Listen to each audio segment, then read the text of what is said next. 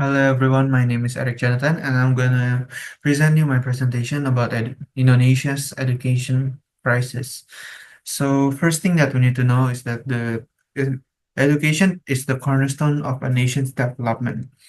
In Indonesia, significant strides have been made in improving access to education, but does increased access equate to better employment opportunities? That's where we're gonna find out.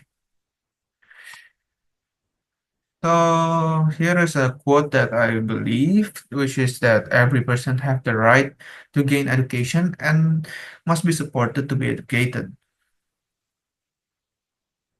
Here are some data that I'm gonna use for this presentation. The one that we can see right now is the data about the literacy rate of Indonesians based on their provinces. Next is another data of unemployment in Indonesia based on their year and also in the educational background. So the main objectives or the purpose of this presentation is to hopefully increase access to education, to increase awareness of how education affects employment, and last is to support more education programs. So why this data set to be specific? It this is because it is still one of the biggest problem from year to year. Second, it also shows us like why education is important.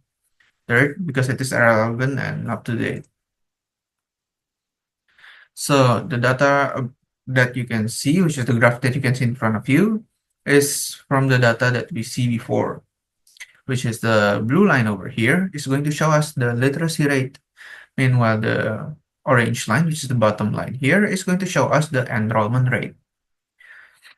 So between 2011 and 2017, Indonesia witnessed a steady rise in literacy rates and school enrollment. These figures reflect commendable progress in making education more accessible.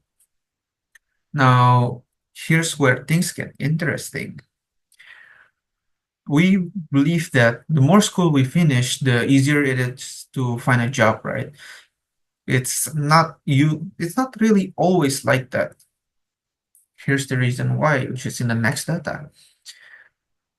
We can see that this is about the education rate, right? The unemployment rate based on the education background, which we can see in over here on the left side. There's about no schooling, primary school, junior high, senior high, diploma 1 or 2, and 3 plus is university. So based on the data that is shown here, it tells us a different story. A lot of high school graduates are actually struggling to find work. Meanwhile, people with vocational training or college degrees seem to have better chances. It kind of makes us wonder a bit, like, are we getting taught the stuff that actually helps us land a job or not? So what's actually going on here, right? The there's actually a gap between what students are learning and what actual job needs.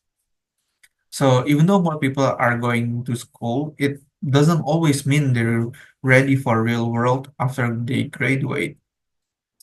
This also like it shows us that it's not just about going to school, but it's about what and how we're learning that really matters. So here are some possible solutions. First is to add internship or project-based learning in high school. Second, increase funding and promotion of vocational schools. Third is to create choices that allow a student to choose between academic and skill-based tracks. The last is that government could provide scholarship for adults so they could learn about how to get their like to land a job easier. So conclusion of this is that education should open doors. It's not just like it's not meant for leaving people stuck, right? So we've come a long way in getting more like more people to into school, but it's really like we need to ask ourselves like, are we being taught the right things? If we can like make learning more relevant, more practical, and more connected to real job skills, then education can really live up to their promises. So yeah, thank you for listening.